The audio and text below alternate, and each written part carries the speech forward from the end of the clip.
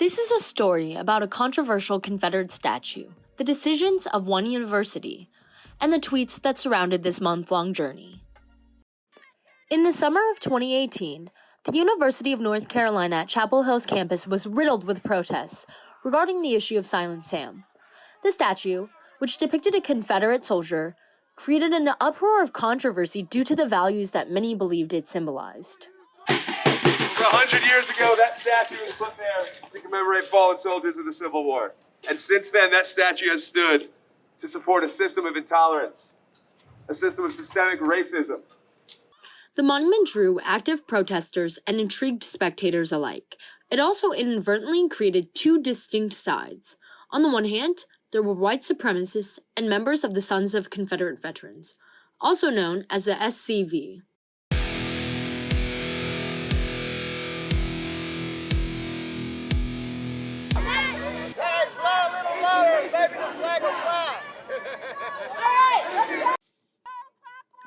On the other hand, there were liberal protesters who advocated for the statue's removal, most of whom were students.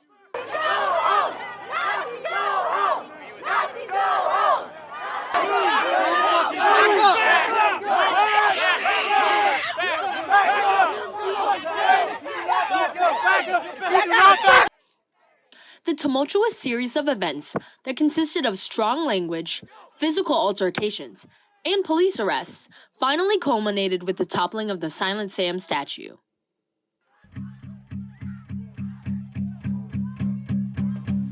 There's a fire starting in my heart, reaching a fever pitch and it's bringing me out the dark. Finally, I can see you crystal clear. We take you through the video of when it came down, which was at 9:20 this evening. See, I'll leave with every piece of you. Don't underestimate the things that I will do. There's a fire starting in my heart, reaching a fever pitch and it's bringing me out the dark. In the wake of this nationally publicized event, in which protesters physically toppled the sculpture from its 9-foot-high pedestal, the UNC Board of Governors decided to have Silent Sam removed from campus. The BOG's decision to have Silent Sam rehomed indefinitely was made official in a $2.5 million settlement with the SCV on November 27, 2019. Today, the UNC System Board of Governors met for the first time since the Silent Sam deal was announced. The payout of $2.5 million to the Sons of Confederate Veterans continues to cause intense backlash, and now it is costing the university big grant money. Many people took to Twitter to publicly voice their opinions on the issue, and my English 301 class analyzed a corpus of approximately 900 Silent Sam-related tweets. The tweets were identified by the hashtag #SilentSam and compiled into a master spreadsheet with the use of the Tags tool. According to the Tags tool website, Tags is a free Google Sheet template which lets you set up and run an automated collection of search results from Twitter. The software enables the user to collect random tweets on any particular topic by simply employing a specific hashtag and designating a time frame. Each tweet in the newly created spreadsheet was then hand-coded to include specific information in regards to the Silent Sam decision. Each column of the code was then checked and rechecked until a final spreadsheet remained. The long and strenuous process of refining the tweets was made possible through the hard work of my classmates.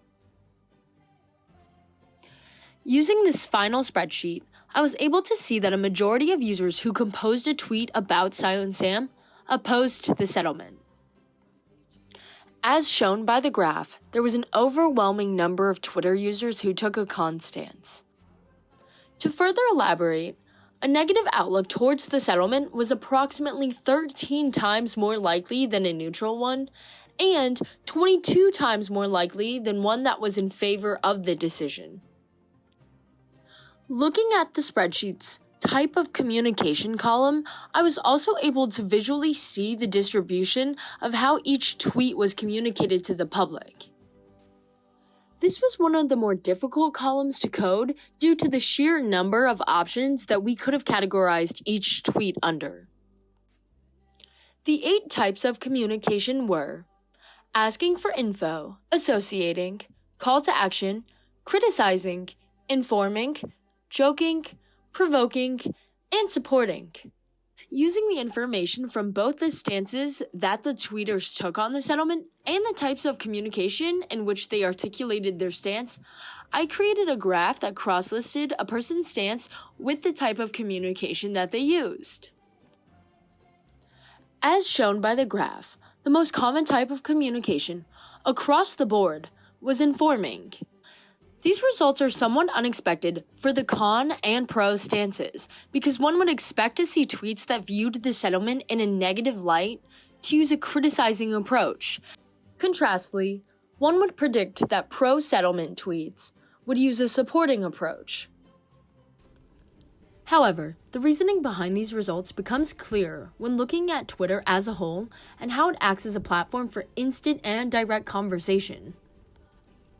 Most people, when constructing their tweets, use some logic combined with an equal amount of emotion and passion, all encapsulated within the spontaneity that comes hand in hand with Twitter. If we apply these ideas to Silent Sam, it makes sense that the majority of people who are tweeting about the monument would use an informing approach. I believe this to be the case because a user's name is still attached to their tweets, removing the anonymity of the internet. Furthermore, I find it unlikely that one would be blatantly rude and inconsiderate of others' feelings, especially when discussing controversial topics in real life.